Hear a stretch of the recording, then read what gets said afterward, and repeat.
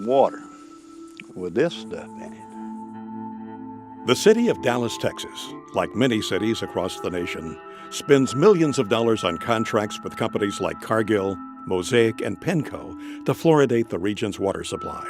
On Mosaic's website, the product listed for use in water fluoridation is actually called hydrofluorosilicic acid. The Occupational Safety and Health Administration, otherwise known as OSHA, is a U.S. agency that requires companies to produce a material safety data sheet, or an MSDS, for every chemical product in the market. The MSDS that Mosaic produces for their fluoride product will make your hair stand on end. Right here I have the Mosaic material safety data sheet on their hydrofluorosilicic acid product.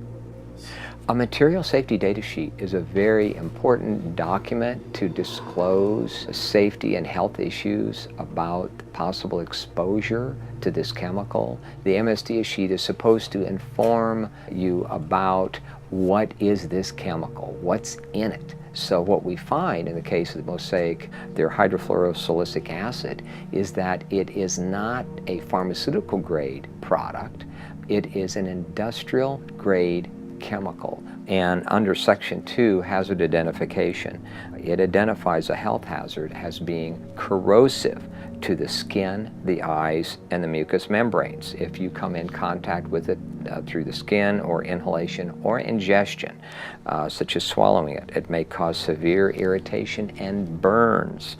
And so on the second page, it identifies potential health effects, and it mentions that it's corrosive to the eye, corrosive to the skin, corrosive through inhalation, such as breathing, corrosive if you swallow it.